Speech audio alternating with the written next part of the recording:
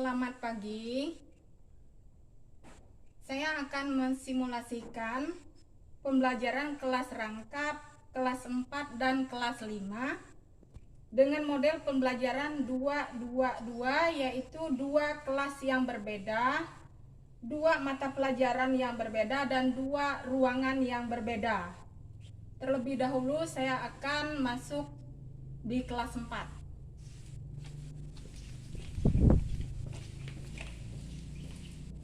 Selamat pagi anak-anak. Pagi. Bagaimana kabarnya? Luar biasa. Baik. Jumlah kelas 4 ada berapa orang? 50 orang, Bu. Siapa yang tidak hadir hari ini? Semuanya hadir, Bu. Baik, terima kasih. Jadi kita akan melanjutkan pelajaran kita pada hari ini. Jadi kebetulan Ibu Lorencia Rupika tidak masuk, jadi saya menggantikan beliau di kelas ini untuk memberikan materi pada hari ini. Namun sebelum kita masuk pada materinya, terlebih dahulu kita mau berdoa, ya. Ibu minta salah satu orang siswa untuk maju ke depan untuk berdoa memulai pelajaran kita pada hari ini. Silakan berdoa. Ibu panggil Selvina, silakan maju ke depan. Berdoa mulai. Baik, sudah siap belajar? Anak-anak, siap, Bu. Baiklah, kalau sudah siap, kita akan memulai pelajaran kita pada hari ini, ya, yaitu mengenai tema 2 dan mengenai tema 2, kewajiban dan hak dalam masyarakat, ya, untuk mata pelajaran PKN. Jadi kita akan mempelajari apa itu hak dan apa itu kewajiban. Tentunya kewajiban dan hak kita di dalam bermasyarakat. Baik, kita akan terus mempelajari apa itu hak di dalam masyarakat. Apa itu hak? Perlu kalian pahami terlebih dahulu, hak itu apa? Ya, hak itu adalah sesuatu yang didapatkan atau diterima oleh seseorang jika telah melakukan sesuatu kegiatan. Jadi kita itu berhak untuk mendapatkan apa yang memang harus kita terima. Ya, itu yang dimaksud dengan hak. Kemudian kewajiban. Kewajiban itu apa? Kewajiban itu adalah sesuatu yang harus kita lakukan. Ya. Kemudian kewajiban itu juga merupakan segala sesuatu yang harus dilakukan dengan penuh tanggung jawab. Tidak setengah-setengah melakukan, tapi dengan tanggung jawab untuk mendapatkan hak. Jadi untuk kita mendapat hak itu maka kita harus melakukan kewajiban terlebih dahulu. Jangan sampai kita mau mendapatkan hak tapi kita tidak mau melakukan kewajiban. Nah, bagaimana kalau kita tidak melakukan kewajiban? Apakah kita bisa untuk mendapatkan hak? Tidak, Bu. Iya, benar. Jadi kalau kita tidak melakukan kewajiban, maka kita tidak boleh mendapatkan haknya. Ya, jadi kedua-duanya harus seimbang. Ya, supaya kita mendapatkan apa yang kita inginkan. Kemudian contoh dari hak itu sendiri. Contoh dari hak itu sendiri, kita berhak untuk mendapatkan kasih sayang, ya. Kasih sayang itu bisa kita dapatkan di mana saja. Misalnya di rumah, di sekolah, maupun di lingkungan tempat kita tinggal, ya, di luar sana. Ya, kita berhak untuk mendapatkan kasih sayang. Kemudian yang kedua, hak mendapatkan tempat tinggal. Jadi hak mendapatkan tempat tinggal ini di mana-mana kita harus misalnya mempunyai rumah. Rumah itu fungsinya apa? Manfaatnya apa? Untuk kita berteduh. Itu adalah hak kita sebagai masyarakat. Kemudian menggunakan fasilitas umum. Jadi siapa saja boleh menggunakan fasilitas umum. Ya, tidak ada larangannya. Misalnya ketika kita mau bepergian dari Simpang 2 ke Pontianak. Jadi kita harus menggunakan misalnya memesan travel atau menggunakan bis. Itu adalah hak kita. Ya. Hak kita sebagai masyarakat. Tidak ada yang namanya membedakan, oh kamu tidak boleh menggunakan ini. Mungkin dilihat dari segi taraf kehidupannya. Itu tidak boleh, tetapi kita sama-sama memiliki hak. Ya, apakah posisinya dalam keadaan tidak berkepunyaan, tidak punya apa-apa, tapi kalau dia juga punya hak. Dia orang kaya, dia orang miskin, hak itu sama, ya, ketika menggunakan fasilitas umum. Jadi itu yang merupakan hak kita sebagai warga masyarakat. Kemudian kewajiban. Kewajiban apa saja yang bisa kita lakukan?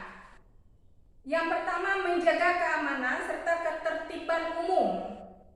Karena setiap masyarakat memiliki kewajiban untuk menjaga keamanan serta ketertiban umum. Kenapa harus dijaga?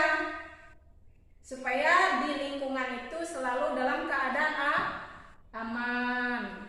Supaya tidak terjadi hal-hal yang tidak diinginkan. Kemudian yang kedua, bisa mentaati semua peraturan yang berlaku.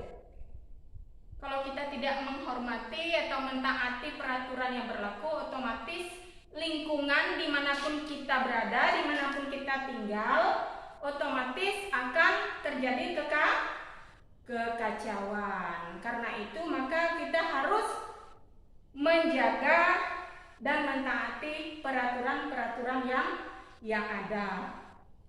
Kemudian sebagai warga negara atau sebagai masyarakat yang baik, kita harus taat dengan apa yang telah diberikan oleh pemerintah yang dijadikan sebagai tanggung jawab kita, seperti membayar pajak, ya, baik itu pajak tanah, rumah, kendaraan dan lain sebagainya. Ya, itu merupakan satu contoh sebagai warga negara atau masyarakat yang baik. Kemudian selain itu juga menghormati orang lain. Kenapa ini juga merupakan satu kewajiban? Karena dengan kita menghormati orang lain, lingkungan kita juga akan selalu terjaga. Lingkungan kita juga akan selalu aman, ya. Sehingga kehidupan kita juga akan merasa tenang dimanapun kita tinggal, dimanapun kita berada. Seperti kata pepatah mengatakan, di mana kaki berpijak, di situ langit dijunjung. Artinya apa? Dimanapun kita berada, dimanapun kita tinggal, kita harus menghormati siapapun yang ada di lingkungan itu. Ya, baik adat istiadatnya, agamanya, budayanya, dan sukunya. Ya. Sehingga terbentuklah masyarakat yang apa? Masyarakat yang damai, masyarakat yang tenang. Ya, seperti itu. Kemudian selanjutnya contoh kewajiban. Contohnya, bersekolah dengan rajin. Kalau kita sebagai siswa, kita punya kewajiban untuk bersekolah dengan rajin, ya. Kenapa harus rajin? Ya, kembali ke hak tadi, mendapatkan hak kita. Hak kita seperti apa? Ya kalau kita rajin sekolah, otomatis kita akan naik ke kelas, ya. Dan kita memahami setiap materi yang diberikan karena kita tidak ketinggalan materinya karena kita selalu hadir. Ya, itu salah satu contoh kita sebagai warga masyarakat, ya, khususnya kita sebagai siswa. Ya, itu sebagai kewajiban yang harus kita lakukan. Kemudian yang kedua, membayar pajak. Ya, seperti yang Ibu ulaskan tadi, bahwa kita memang wajib membayar pajak. Ya, pajak apapun itu yang sudah ditentukan oleh pemerintah. Ya, seperti pajak bangunan, seperti rumah itu tadi, kemudian kendaraan, ya, dan lain sebagainya. Kemudian yang ketiga, contoh daripada kewajiban itu menjaga kebersihan. Kebersihan itu bukan hanya di sekolah saja, ya. Kebersihan itu harus kita mulai dari di lingkungan keluarga kita sendiri, di rumah, ya. Misalnya pagi-pagi, ketika kita bangun pagi-pagi, kita kemaskan tempat tidurnya, kemudian kita sapu, kemudian pagi-pagi kita harus membersihkan mungkin piring, atau mungkin kita membersihkan pakaian dan lain sebagainya sebelum kita berangkat ke sekolah. Itu adalah satu contoh yang memang harus kita lakukan sebagai satu kewajiban. Ya, kenapa harus kita lakukan? Ya, tentunya untuk membentuk karakter kita ke depannya nanti. Ya, kita harus menjadi orang yang rajin. Ya, bukan orang yang malas-malasan. Itu merupakan satu kewajiban. Ya, kita sebagai siswa. Kalau di rumah kita sebagai anak, kalau di sekolah sebagai siswa. Ya, itu adalah bagian dari kewajiban masyarakat kita di dalam masyarakat. Kemudian yang terakhir, selanjutnya ya, perbedaan hak dan kewajiban. Apa itu perbedaan hak dan kewajiban?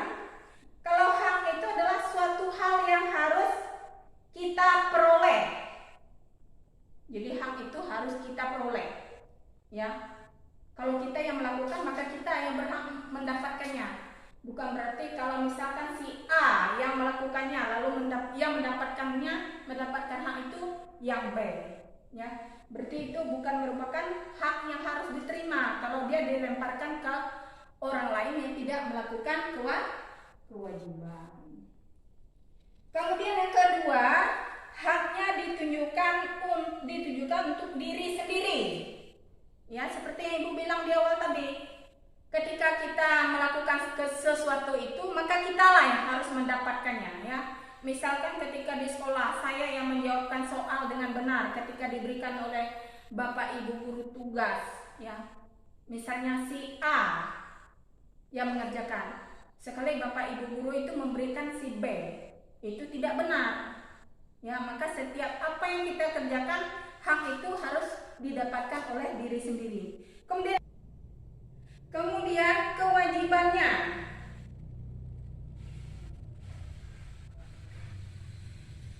Satu kewajiban itu harus kita lakukan.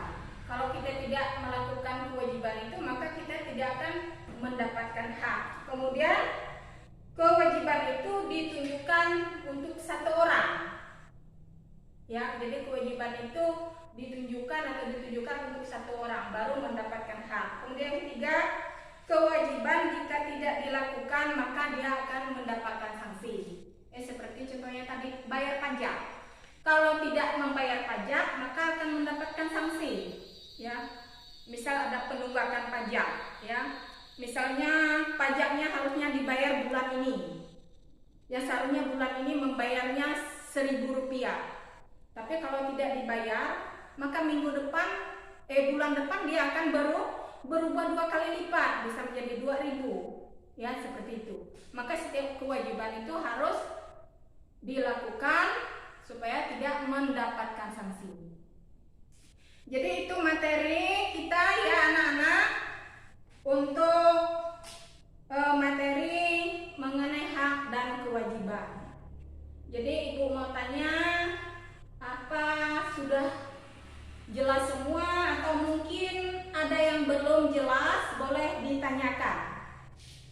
Sudah jelas semua, Bu? Baik, kalau sudah jelas semua, Ibu akan lanjutkan, kita akan kerjakan tugas. Ya, Ibu akan memberikan tugas. Karena selain kelas ini, Ibu juga akan masuk ke kelas 5. Ya. Jadi, sementara Ibu akan ke kelas 5, Ibu minta supaya kalian mengerjakan tugas di buku tugas kalian masing-masing. Nanti ketika Ibu kembali ke sini, tugasnya sudah selesai. Paham, anak-anak? Paham, Bu.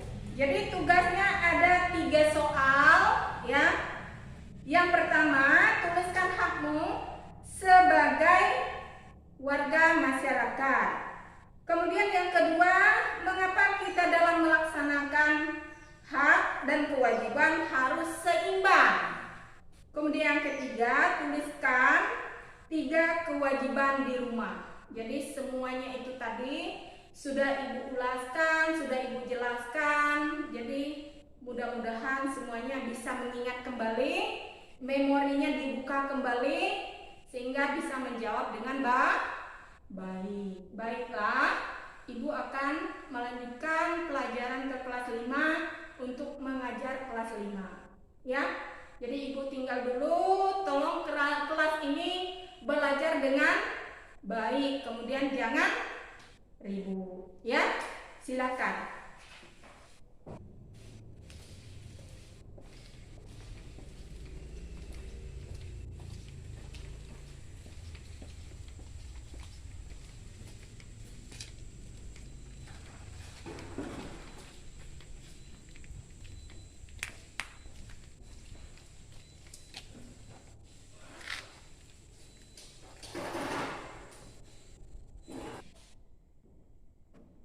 Selamat pagi anak-anak. Pagi, Bu. Bagaimana kabarnya? Luar biasa. Baik, terima kasih. Masih semangat? Semangat, semangat, semangat.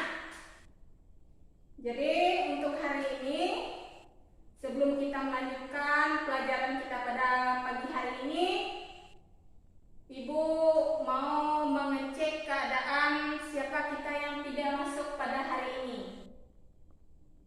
Kita masuk semua? Masuk, Bu. Jadi sebelum kita memulai pelajaran kita hari ini, kita mau berdoa menurut agama dan kepercayaan kita masing-masing. Berdoa mulai. Jadi pada hari ini Ibu akan melanjutkan materi, ya. Untuk kelas 5 hari ini kita akan belajar tema 9, benda-benda di sekitar kita, dengan subtema 3, manusia dan lingkungannya tentang iklan, ya. Tentu kalian sudah memahami apa itu iklan. Ada yang sudah paham iklan itu apa? Belum, Bu. Jadi kalau memang belum, kita akan membahas mengenai iklan. Iklan itu apa? Jadi iklan itu adalah sebuah bentuk barang, pesanan promosi, baik itu barang, jasa maupun ide yang ditunjukkan kepada masyarakat dan disampaikan melalui media, itu baik media elektronik, ya, media cetak. Jadi itu merupakan pengertian dari iklan.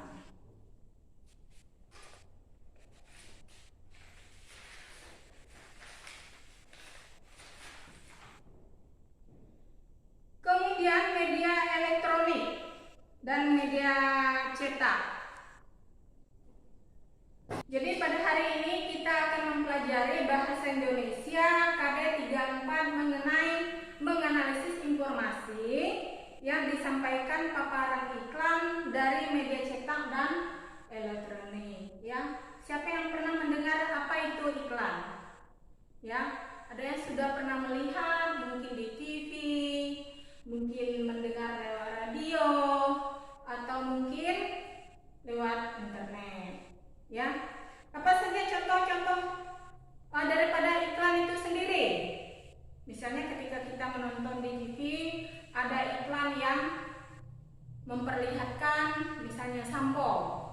Menggunakan sampo itu dapat membuat rambut kita berkilau. Itu salah contoh iklan yang ada di televisi. Kemudian kalau lewat radio, ya mungkin di radio itu orang bisa menyampaikan satu iklan, mungkin ada lowongan kerja, ya lowongan kerja itu bisa kita lihat juga melalui mungkin koran, ya bukan hanya di radio saja, mungkin bisa disampaikan melalui koran.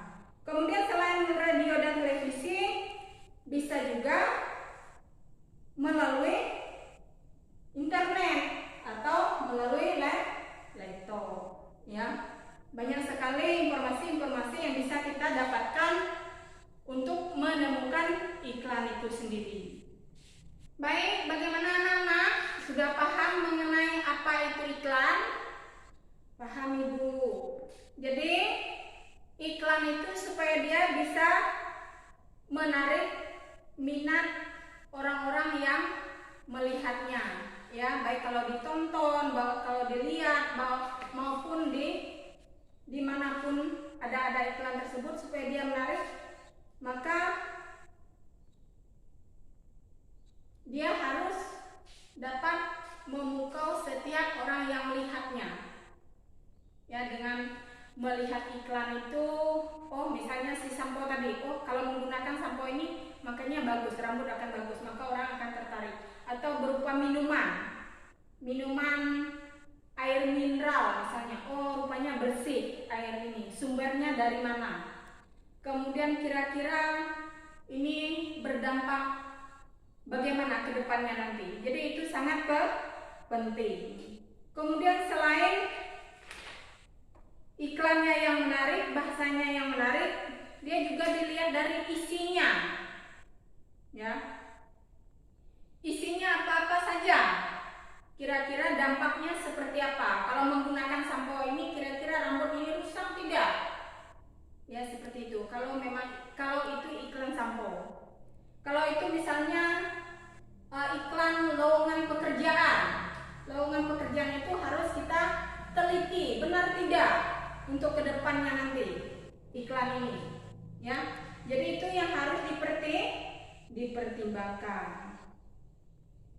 Kemudian selain itu kita harus memberikan informasi-informasi yang memang dapat benar-benar meyakinkan masyarakat atau orang-orang yang melihatnya, ya. Itu adalah bagian-bagian dari pada iklan.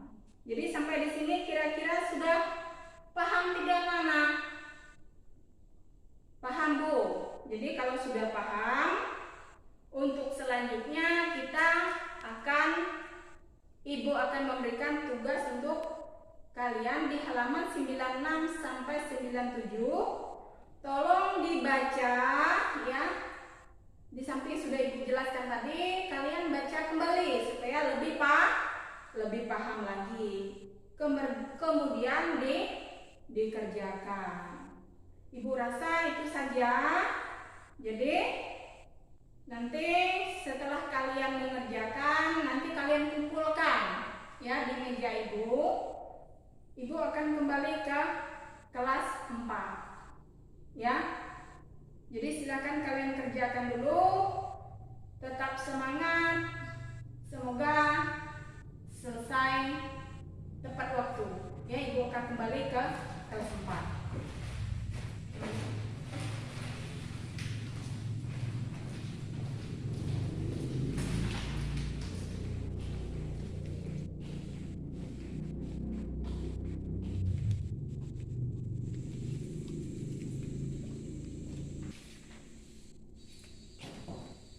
Baik anak-anak, bagaimana dengan tugasnya?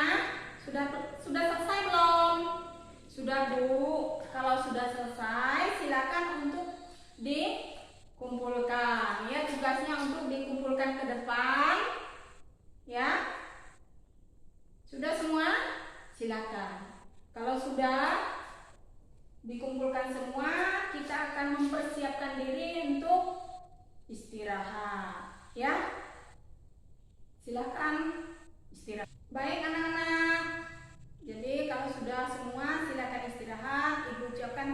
kasih untuk pelajaran pada hari ini. Silakan istirahat.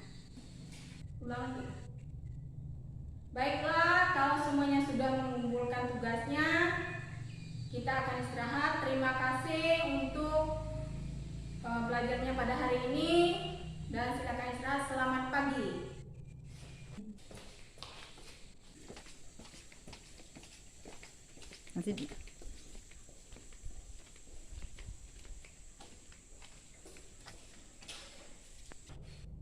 Baik anak-anak, sudah selesai mengerjakan tugasnya? Sudah Bu. Baik, kalau sudah selesai, silakan dikumpulkan. Oke, kalau sudah dikumpulkan semua, kita akan istirahat. Terima kasih untuk hari ini dan selamat pagi.